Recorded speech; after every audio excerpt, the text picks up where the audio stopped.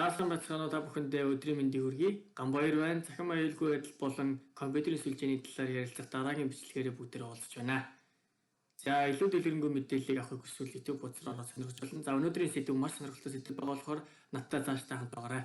За технологи болон интернет гэдэг бол бидний амьдралыг хөнгөвчлж байна. Дээрээс нь бидэнд маш олон давуу талуудыг бий болгож байна те. Компьютероо бид насаагаад тиг захиалаад тийш аялж байна.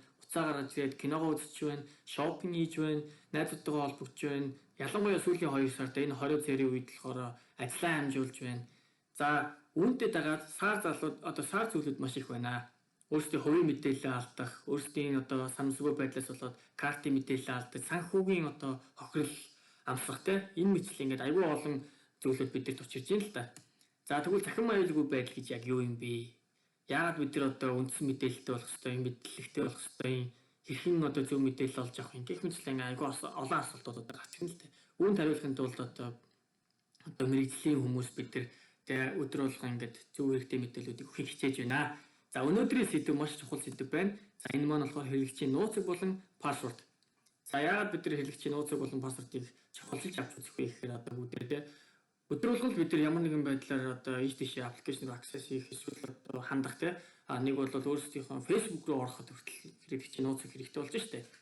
За тэгээд бидний өөрсдийн ханг байдлаас болоод нууцыг алдсан те. Би Facebook-ийн нууцыг алдчихлаа яах вэ гэх мэтлийн асуудал зөндөө гардаг л да. Эсвэл картны нууцыг алдчихлаа. Тэгээд миний мөнгөд алга болчихлоо гэх мэтлээ. За бид нар өдөр болгон Facebook ашиглаж байна. Yahoo ашиглаж байна, Gmail ашиглаж байна. Ялангуяа бид нар сүүлийн үед 37 дугаар тоочхоо гэдэг киногоо үзэхийн тулд Skype аппликейшнийг ашиглаж байна. За ингээд энд маань болохоор бүгд өөр ингэсэн тусдаа пассворд болон хэрэглэгчийн нэр шаарддаг. Тэгвэл энгийн хэрэглэгч буюу энгийн хүн дунджаар 25 өөр логинтэй байдаг бахны. Логин гэдэг нь хэрэглэх нэвтрэх хэрэгтэй юм уу? Тэгвэл энгийн дундаж хүн 25 өөр аппликейшн, өөр сайт руу ер нь ханддаг бахны.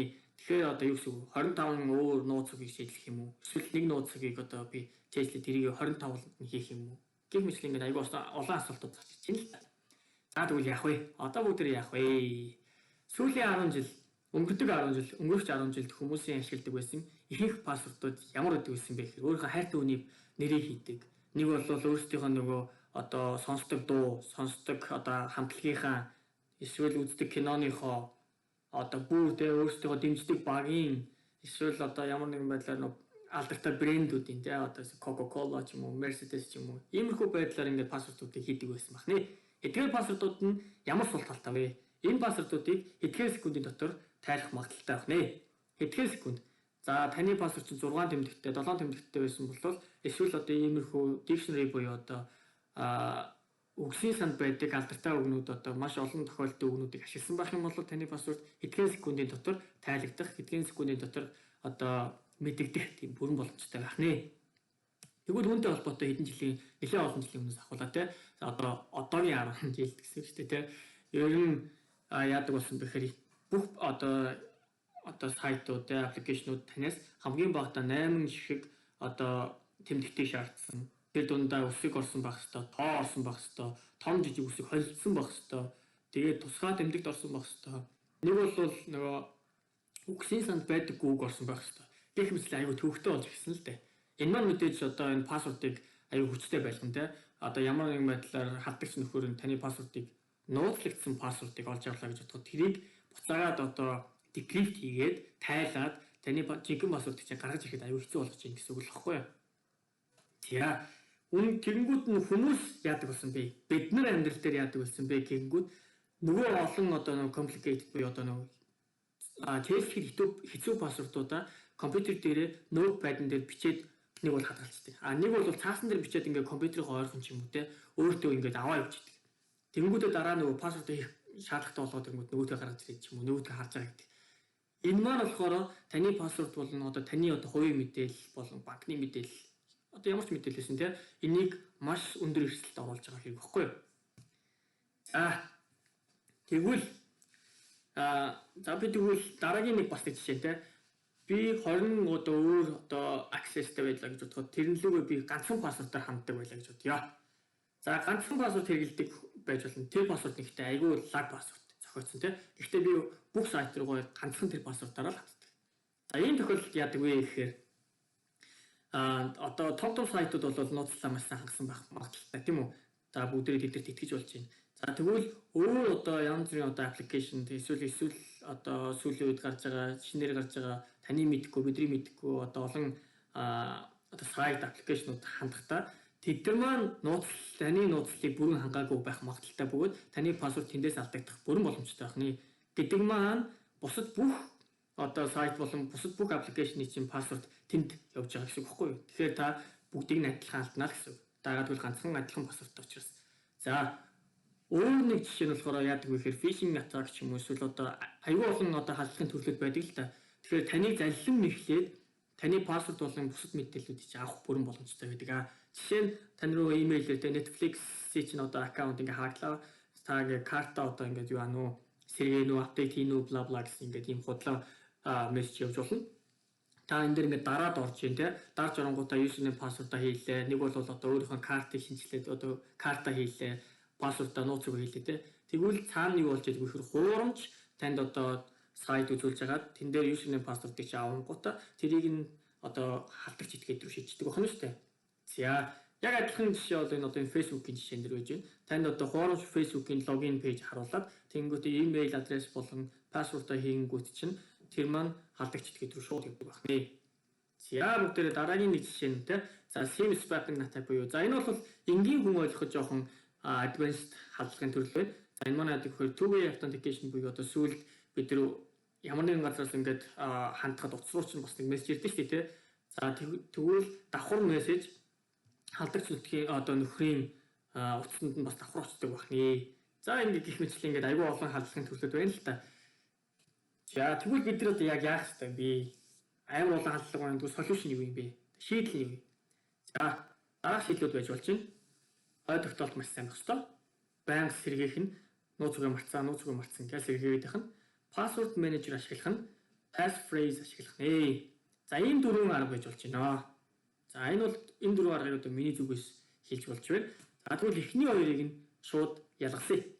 За эхний хоёр яагаад ялгасч чинь вэ гэхээр ой тогтоолт хүн болгон амар ой тогтоолтой байх шаардлагагүй. Дээрээс нь байхгүй. Тэгээд дээрээс нь болохоор баян тэрийч одоо сэргээгээл нууцгүй марцсан гэж сэргээгээд их боломжгүй. За тэгвэл password manager болон passphrase гэдэг нь юу юм бэ? Энэ хоёр нь яаж ашиглах юм? Энэ хоёрыг би одоо тайлбарлаж өгье. За хамгийн ихнийх нь password manager sorry. За тэгэнгүүт password manager гэдэг маань юу вэ гэхээр за бид нар ингээд байгууллага дээр очингууд эсвэл одоо сургууль дээр ч юм уу жижигүр гэж байдаг шүү дээ тий хамгаалагч ах нар байж байдаг шүү дээ. Бид нар маань болохоор safe-ын дотор ингээд бусад бүх өрөөний дэлгүүрүүдийг ингээд хадгалсан байж байдаг. За тэгээд тэр safe-ээ ингээд хаагаад түгжээд хадгалцнаа. Яг энэтэй адилхан таны компьютер дээр чинь нэг аппликейшн суусан байх нь тэр аппликейшн дотор та бүх пассвордуудаа хадгалах нь тэгээд тэр аппликейшн буюу одоо тэр програм чинь таны пассвордуудыг нууцлаад encryptlээд тэгээд хадгалдаг байна. За тэгвэл тэр аппликейшн нэнгүүд одоо тэндээс ингээд пассвордаараа өөрийнхөө одоо Facebook руу ч юм уу Gmail руу ч юм уу ордог байна. За ямар програмууд одоо ер нь энэ боломжийг хангадаг вэ гэхээр яг зориулагдсан password manager одоо програмууд байж болж энэ үнэтэй үнэгүй олон төрлийн их байгаа. Жишээ нь одоо үнэтэй байсан ч гэсэн commercial одоо version байсан ч гэсэн үнэгүй хэлбэр нь зөвхөн одоо ингээ password manager-ыг ашигладаг generate хийдэг тийм байж болж байна. Нэг бол вирусны одоо програмууд үүдэн шүү дээ. Kaspersky, эсвэл Bitdefender гэх мэтлэн тэд нар маань болохоор password manager бас дотроо хагуулдаг байна. Тэгэхээр энэ талаар бишөө илүү дэлгэрэнгүй та нар өөрсдөө хараад үзээрэй. За тэгэхээр бас нэг асуудал гарч ирж байгаа. Бид нар хэдий password manager одоо байгаад ингээ бүх пассвордуудаа дотроо хадгалсан байлаа гэж бодоход хэрвээ энийг маань нөхдүүд одоо халдагч нөхдүүд одоо онгойлгод орвол яах вэ? Нэвтлээд орвол яах вэ? За тэгвэл тэгсэн тохиолдолд болохоор ер нь одоо password manager-ээс password алдсан тохиолдол хэдхэн одоо сүүлийн 10 жилд гарын 5 уранд багтахус тийм кейсүүд байт юм билээ. За тэгэнгүүт яадаг гэхээр оронгууд таны пассвордууд чи бүгд нөгөө encryptлэгдсэн буюу нууцлагдсан хэлбэртэй байдаг болохоор хүн хараад эсвэл одоо тэрийг буцаад тайлахад аюу хэцүү байдаг байна. За дээрэс нь бас нэг анхаарах зүйл нь болохоор энэ аппликейшнууд одоо password manager одоо төгжих бас нэг та ингээ байн санаж идэг нэг пассвордыг одоо ер нь бол эндээ хэрэглэх нэ. За тэгээд дотроо болохоор ингээд password management нэг иймэрхүү харагдах нь Twitter, Dropbox, эсвэл Facebook гэх мэтлэн ингээд тэгээд тус бүрт ингээд пассвордуудаа хадгалдаг байна. За, passphrase гэж юу вэ? За, passphrase гэдэг маань бол энгийн нууц үгээс одоо урт. За, тэгээд ерөнхийдөө ингээд санахад ингээд айгүй амар. Та нар одоо domain name гэж одоо мэдэн шүү дээ. Facebook гэдэг facebook.com гэдгийн ардталт нь яг үнэндээ бол тоонууд байдаг, хэвгүй юу? За, IP адрес байдаг. Тэр тоонуудыг хүн болгон чэйжлэх чадахгүй тийм үү? Оронд нь Facebook гэх юм бол хүн болгон чэйжлэхэд амархан байгаа. Яг энэтэй адилхан тэр амар хэцүү пассвордуудыг зохиож явахын оронд санахад амархан тийм одоо утга учиртай пассворд байж болох нэ. За, тэгээд өөр өгнүүдийн нийлбэр эсвэл одоо тоо болон тэмдэгт гэдгийг одоо орсон шаардлага бас хангасан байх ёстой. За, тэгээд мөн адил бас нэг байж болох шаардлага нь юу гэдэг вэ гэхээр энэ бол одоо highly recommended буюу одоо санал болгож байгаа хэлбэрүүд баггүй юу? За, хоорондоо холбоогүй болон хүн бүр мэддэг тийм одоо хүн бүрийн мэддэггүй тийм өгнүүд ашиглах юм бол маш чухал гэж байгаа. За, бүгдээрээ одоо тэгвэл Facebook-ийн пассворд зохиож үзье л та. Facebook-ийн пассворд дээр за хамгийн ихний одоо жишээн дээр бүгд харж байна тийм үү? Би найзуудтай болдог доогуур зураас 247. За, энэ пассвордыг харах юм бол тоо орсон байна. Тусгай тэмдэгт буюу доогуур зураас орсон байна. Тэгээд уртын үед бол маш урт байна. Ер нь пассворд урт болох тусам ер нь тухайн пассвордыг одоо крактах ч юм уу тайлах магадлал их одоо ер нь бол багасна. Тэгээд дээрээс нь хугацаа нь ихсэх нэ. За, тэгээд том ус орсон байна, жижиг ус орсон байна. За, тэгээд энэ маш ойлгомжтой байна үү те. Би найзуудтай болдог. Би Facebook дээр яа тий найзуудтай болдог тийм үү? За, тэгээд би чамд хайртай. За, тэгвэл энийг бүр жоохон ингээд жоохон төвөгтэй болгох л та тий. Би доогуур зураас найзуудтай доогуур зураас болдог доогуур зураас 247. Гурав дахь хэлбэр нь болохоор энэ найзуудтай гэдгийн эхний А-г нь болохоор эт болгочих чинь тийм үү? За, ингээд бүгдээр амар хүчтэй пассвордыг зохиож болох нэ. Нэг бол хамгийн сүүлийн хэлбэр нь яаж хэлж байна? Морь доогуур зураас нүүр ном доогуур зураас нэвтрэх доогуур зураас 007. Морь энэ одоо эхний гурван жишээ бол хоорондоо жоохон холбоотой байж болж байна тийм үү? Тэгвэл сүүлийн жишээ бол ингээ өөр өгнөд ашигласан байгаа тийм. Морь нүүр ном нэвтрэх 007. За, тэгэхээр та нарт өгж байгаа зөвлөгөө нь юу вэ гэхээр өөрсдийн гэсэн structure буюу өөрсдийн гэсэн арга техниктэй болоорой пассворд зохиодог. Тэгээд өөр одоо сайтанд өөр аппликейшн зориулсан пассвордаа өөрөө дараа нь ингэ санахад маш тийм ойлгомжтой тийм хэлбэртэй болох хэрэгтэй.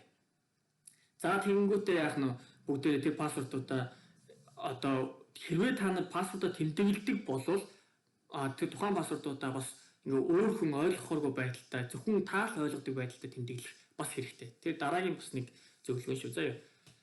За, тэгээ бүгд өнөөдөр password гэдэг нууцуг одоо гэдэг талын талаар ер нь жоохон ч ихсэн ойлголттой болсон баг гэж бодож байна. За, тэгээд нууцугаа ерөөсөө хүн амьтанд хэлж болохгүй, энэ тэнд бичиж болохгүй нь байна. Олон сайтад нэг нууцыг ашиглаж болохгүй байна. За, тэгээд болж игэл password manager ашиглах нь байна. За, password manager ашиглаж бүр болохгүй бол passphrase буюу одоо ийм урт өгнүүдийг хослуулаад ингээ өөрсдийн гэсэн тийм арга техникийг ашиглаж болох нэ. За, ер нь бол passphrase ашиглал одоо монголчууд бидний хувьд нэг давуу тал нь юу вэ гэхээр passphrase ашиглаж байгаагийн давуу тал нь юу гэхээр бид нар галиглаа бичиж байгаа байхгүй юу?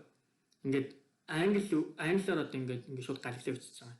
Тэр маань болохоор таахад маш одоо хүндрэлтэй болгож өгч байгаа юм л та. Хэрвээ англи үг байсан бол одоо жишээ нь I access to the Facebook гэж одоо байх юм бол энийг таахад ер нь dictionary attack хийх юм бол хэцүү. Гэхдээ таах магадaltaй. За, иймэрхүү байна. Тэгэнгүүт өшөө илүү дэлгэрэнгүй мэдээллүүдийг авах хүсэж байгаа бол та бүх YouTube-с ороод харж болно. Дээрээс нь одоо сүүлийн үед одоо тань хэрвээ хайх юм бол YouTube маш олон одоо хүмүүс аюулгүйгийн талаар гой бичлэг, гой контентуудыг гаргаж эхэлж байна. Тэгэхээр та энгийн одоо ямар нэгэн мэдлэггүй гэж өөрийгөө хэрвээ бодож байгаа бол та заавал мэдлэгтэй болох ёстой. Үндсэн өгтгөн авах ёстой шүү. За, бүгдээрээ дараагийн бичлэгээр уулзцгаая. Баярлалаа.